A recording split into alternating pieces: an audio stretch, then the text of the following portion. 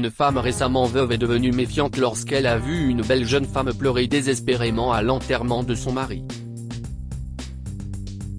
Carla Hartley a remarqué la jeune fille pour la première fois lorsque les porteurs ont placé le cercueil de son mari, à côté de la tombe béante. Alors que Carla s'accroche au bras de son fils, elle entend les sanglots déchirants de la jeune femme. Le prêtre a commencé son homélie au bord de la tombe, et Carla a regardé la jeune fille sous le couvert de ses lunettes noires. Elle se tenait de l'autre côté de la tombe, à l'arrière de la foule des parents et amis en deuil, le visage inondé de larmes. Qui était-elle? Et puis le cœur de Carla s'est arrêté avec un nouveau coup de poignard de douleur, une douleur plus sombre. Cette jeune femme doit être la maîtresse de Mark. Mark, si beau, si fringant et si riche, même à 48 ans, n'aurait eu aucun mal à captiver une belle femme plus jeune.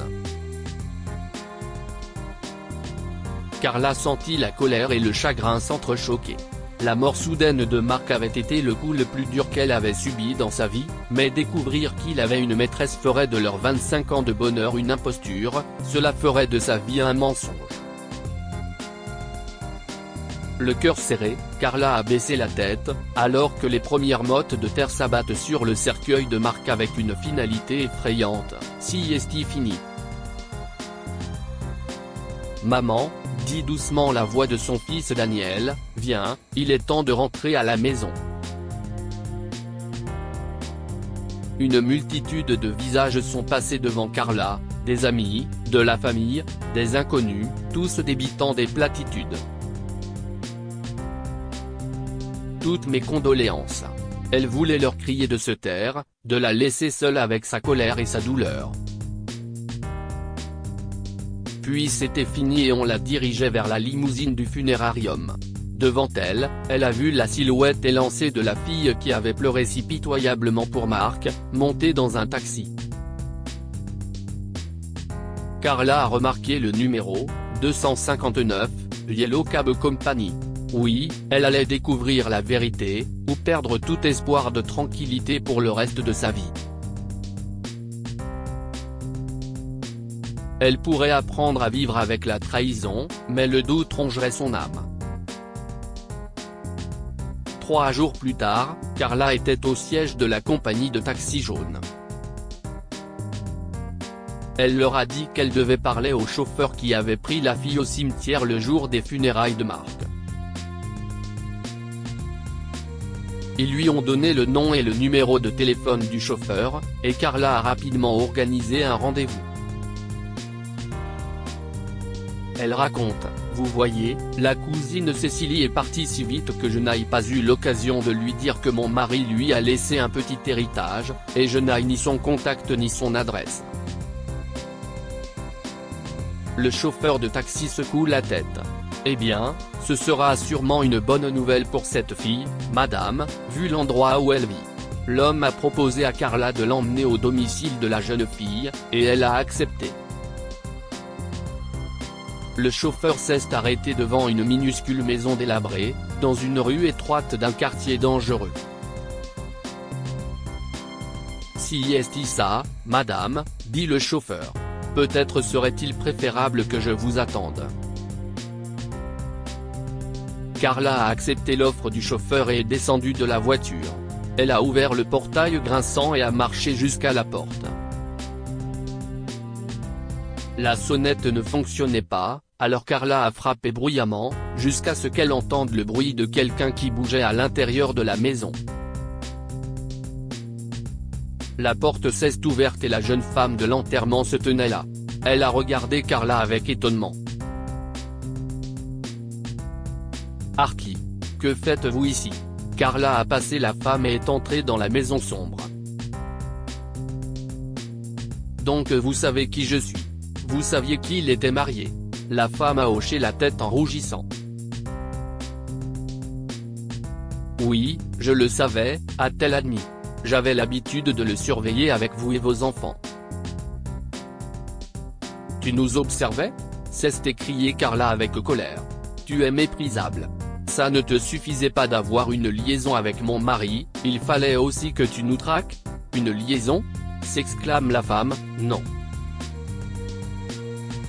Menteuse, a crié Carla. Je t'ai vu à l'enterrement.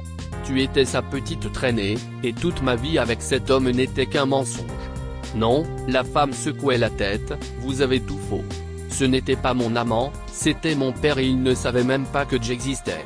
Votre père, Carla a senti ses genoux pliés, et la femme s'est avancée et l'a rapidement aidé à s'asseoir sur le canapé usé. S'il te plaît, a dit la femme doucement. Laissez-moi vous expliquer. Ma mère et votre mari se sont rencontrés à l'université, ils sortaient ensemble. Puis ma mère a rencontré quelqu'un d'autre, un homme plus âgé et riche. Elle ne savait pas qu'elle était déjà enceinte. Elle est devenue l'amante de cet homme, mais quand elle lui a dit qu'elle était enceinte, il l'a jetée dehors. En fait, il avait eu une vasectomie, donc il savait que ça ne pouvait pas être de lui. Carla a chuchoté, c'était celui de Marc. La fille a hoché la tête. Oui. Mais ça ne convenait pas à ma mère. Elle voulait un homme avec de l'argent, de l'influence. Alors elle est passée à l'homme suivant en me traînant avec elle comme un sac de linge sale. Il y avait de l'amertume dans la voix de la jeune fille. Finalement, elle m'a confié à ma grand-mère. J'ai grandi dans cette maison. Ma mère est morte, j'ai retrouvé mon acte de naissance, j'ai découvert qui était mon père. Ma grand-mère voulait que j'aille le voir, mais je n'ai jamais eu le courage. Mais vous nous avez regardés, s'est exclamé Carla. Oui. Je l'ai fait. Je rêvais que tu étais ma mère, qu'il était mon père et que j'avais une vraie famille. J'enviais vos enfants, mes frères. Des larmes coulaient sur le visage de la jeune fille. Maintenant, je ne connaîtrai jamais mon père. Carla a demandé gentiment, quel est ton nom ? Je m'appelle Didre, a dit la fille. Didre, a dit Carla, ce n'est pas un endroit convenable pour toi. Tu vas rentrer à la maison avec moi. Tu n'as pas connu ton père, mais tu vas connaître tes frères. Didre fixait Carla avec étonnement. À la maison ? Avec vous ? Oui, a dit Carla. Je sais ce que mon mari aurait fait. Il t'aurait aimé, et donc tu rentres à la maison.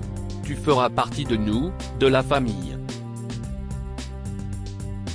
Didre est rentrée avec Carla, et la veuve a parlé à ses avocats et a réglé une part égale de l'héritage de son mari sur la fille qu'il ne savait même pas qu'il avait.